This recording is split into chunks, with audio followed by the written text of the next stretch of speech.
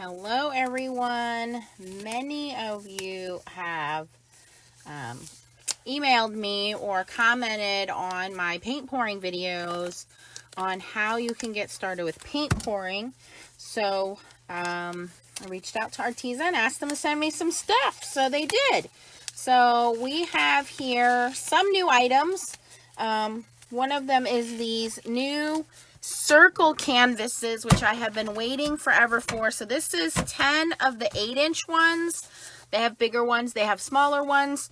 The bigger you get, the less canvases you get. The smaller you go, the more canvases you get. They also have a whole bunch of paint pouring products. You guys have seen me use those before. But now they have, if you don't really want to invest in a whole bunch of colors, if you want to just start out and see if this is something you might want to do, they have smaller packages of paints now. So I'm going to take the plastic off of this canvas, put that over there, and here are, this is the 4-pack of pouring acrylics. This is already ready to go. They're 4-ounce bottles. This one's called Iridescent Candy Tones. So these are high flow, which means they already have what you would normally go and buy a flow additive to make the paint flow. They're already in here. So this one, again, called Iridescent Candy Tones, has fluorescent pink, fluorescent sour yellow, rare jade green, and glittering ocean blue. And I know that these all come with the caps on, so let's take those out. And then they also sent me some glitters. These are the holographic chunky glitters. Looking for the name here. I'll have to link it down below. They've had these glitters out for a couple of years. But I think these would be a good add-on after your paint is poured and it's starting to dry. If I could open the box without destroying everything. As you can see, I'm wearing gloves. So this is like a white iridescent, and this one is like a blue and purple mix. So a couple different glitters there. May not get to show those on camera today, but we definitely have those. Okay. So when they come, this is all wrapped in plastic, and then each bottle has a protective lid on. So you want to be able to pull that off. And I didn't get this one open all the way, so there is plastic in here. So I'm just going to try to get that out. And you want to make sure that whatever area you're working in is... I usually work in my back basement room, which I call my kind of messy little paint room there, or I'm in my garage. But the camera setup is better in here. And these are just acrylic paints that have a flow medium already in them. So you don't need to buy anything extra. There's nothing for you to mix into these. All you're going to do is have fun painting. And I am by no means a professional paint pourer. I just had a lot of fun doing it. I like cutting shapes out with my Scan and Cut, or your Cricut machine, or my Silhouette, whatever you have. And I cut them out with vinyl. So I do one layer of paint pouring, and then I go back with this vinyl shape and layer it. And I'll link that video for you guys. So this is, I promise you guys, this is the hardest part, is getting these little plastic things off. Once these are off, everything else is super easy.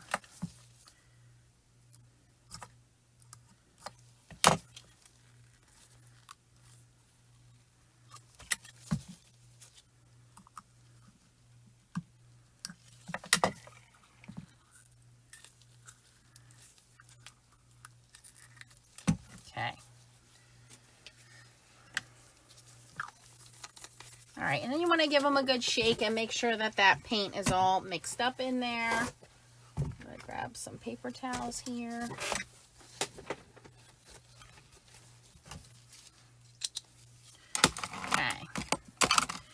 So I have a little Lazy Susan here that I think I picked up at Walmart or the dollar store. It's my little art Lazy Susan.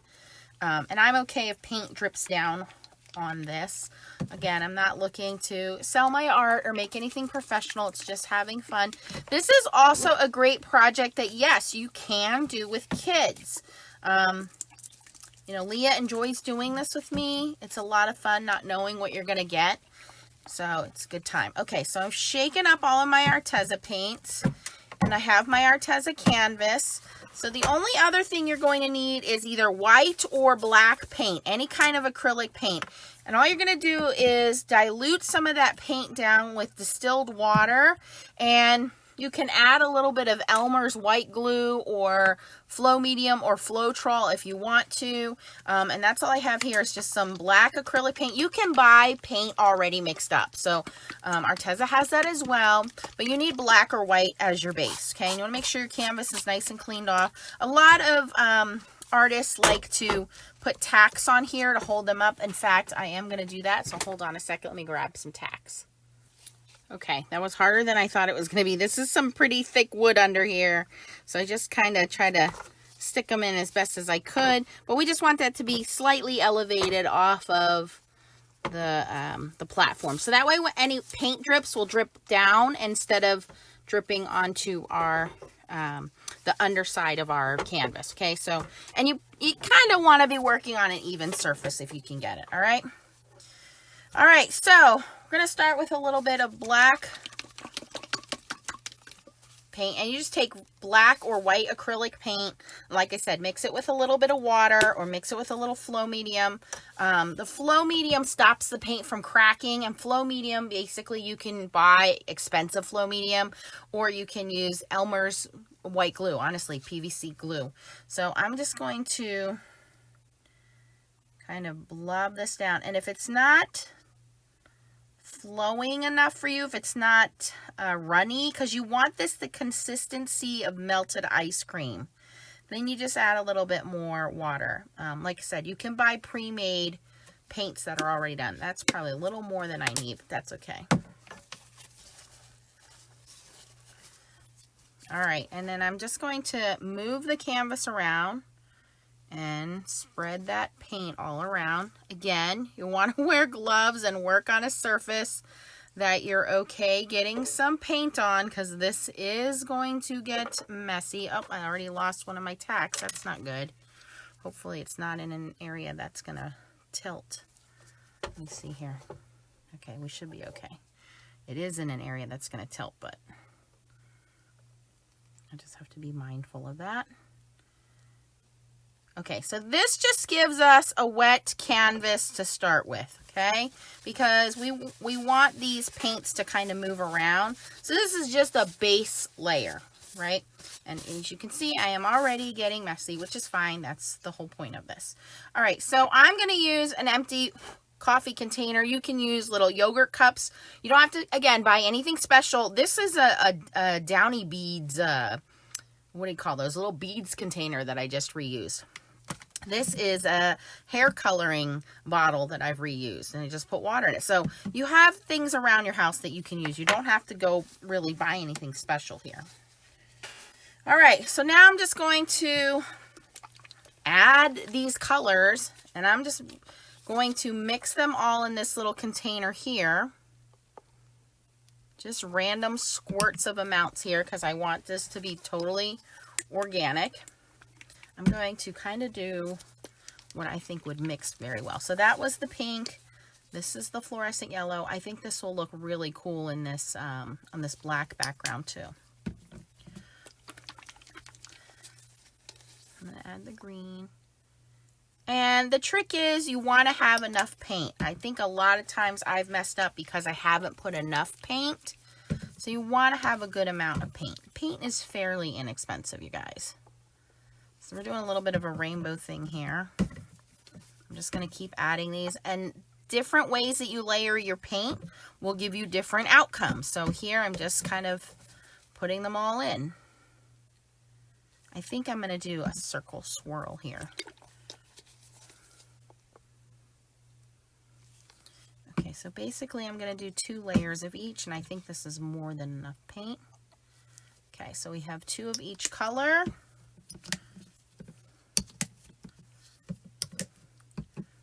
And I'm going to do a circle pour, which is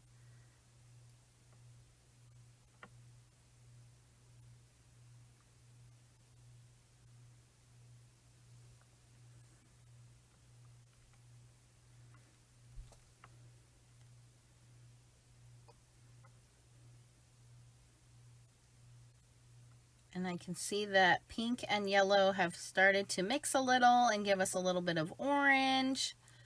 So we'll see how this works. Now, you can always, drip off all of that excess paint. I like to keep a little bit in the jar, in the bottom, just in case I have any areas that I missed. I can dip back into this with my fingers and touch it up, but I'm okay with that. So now is the fun part, is you can certainly pick up the canvas and move everything around. I didn't add any alcohol or silicone or anything this. If you want cells, which are the little spots, you would add some silicone, a couple of drops of that to there, and then it would give you the little spots. But this is just the basics here. And so all I'm going to do really is just kind of spin this, and I'm not doing any high speed here. And you can see that paint already starting to move out. You can see some of the black there with cells, which is fine. Obviously, one side of the canvas had more paint than the others. You can see the paint coming off. And I'm not spinning it super fast where paint's flying off all over my desk. And then you can, again, pick it up and move it around. One of the other things that I like to do is take some more of that black paint and just kind of pull it along. You can actually pick up some of the excess paint down here with like a spatula. Let's see if I have something a little more flat. That's okay. And I'm actually going to take some of this oil. I'm going to try a trick here, see if this works. The silicone, I'm going to put a couple of that just on the paper towel there, and I'm going to wipe the back of the, this may not work,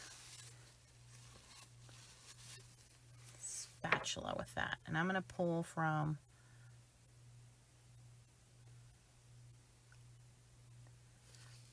I want to try to create some cells here, and they're already popping through, so this may or may not work. We'll see. And that, what's fun about this is anything can happen. It's your imagination. If you don't like it, you can paint over it. If you like it, you just let it dry.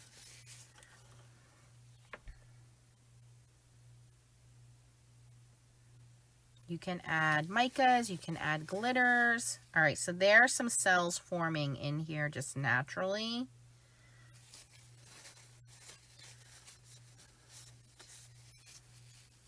I can see them starting to pop through. I want to make sure that all my edges are coated, which they are. I really don't want to see any white portions of the canvas, which I don't see.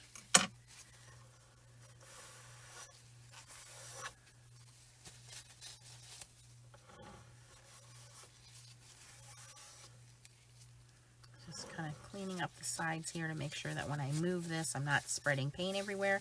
And I'm just going to give this a second to start to do what it needs to do. If I like it, we're going to let it go. If I don't like it, I will add more paint to it. I can add more colors to it. I can see the iridescence in that paint coming through. That is really going to be pretty when it dries. So you can start to see the cells poking through here in the black, through all the iridescent there. It almost looks like this kind of shooting star galaxy thing going on. Again, if you wanted to add more, we can lift up this black and kind of swipe that on there.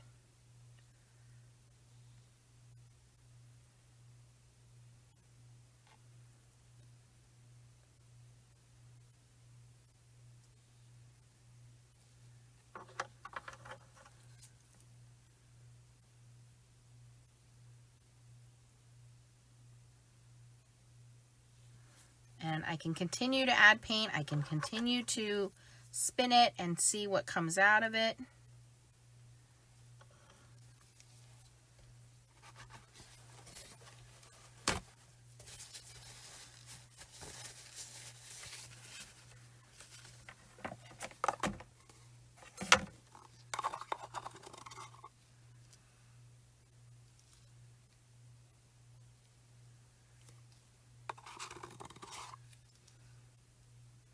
There's no right or wrong way. It's just having fun with the paints, you guys.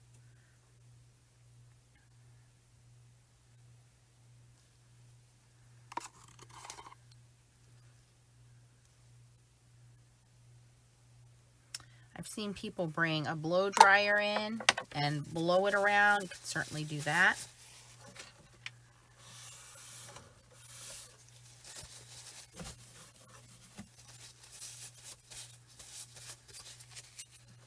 And one of the things you can do as well is you can bring in either spray alcohol or a heat torch. Now this is where it gets a little bit dangerous because you're bringing heat into it, so obviously you wouldn't do that with kids around. But if I were to bring in a torch, it would pop any extra air bubbles. Let's make sure everything else is out of the way here.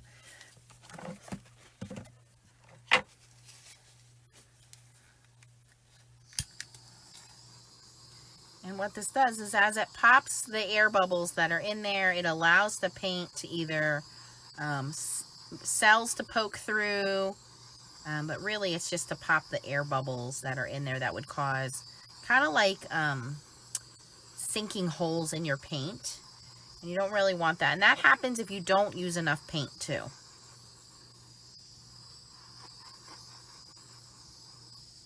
Okay, so I like that there's some cell formation going on in this. It's all along this side here, so I would just leave this alone. Again, you can make those cells bigger, make them move. I think we have more than enough paint on there to let this dry and see how it turns out. I think it does look kind of funky. You can see the pink, you can see the green. We lost a little bit of the yellow. There's some up there and some in there. Again, you can always add more paint if you don't like the way that it turns out. You can start all over again. So then I would let this dry for 24 hours and then come back and check on it. And at that point, if I need to add any kind of a clear coat, you can add spray clear coat lacquer, you can add resin. There's a lot of different options out there. You can leave it alone just depending on the paints that you're using. A lot of the paints, because it's acrylic, dry pretty glossy. It all depends on if you added any extra mixatives that would dull or matte that. But I want to wait and see how this dries and see if we maintain some of the brightness and colors, or when it dries, if it mattes out. So I will keep you guys in tune, and I will continue this video once it's dry. Thanks for watching. Okay guys, we are back. It is 2 days ago since I did this acrylic paint pour. So it is completely dry now. As you can see, it is thicker in some areas where the black is. It's a little thinner, but it looks cool. I did add some of that glitter as it was drying, so that's in the center there.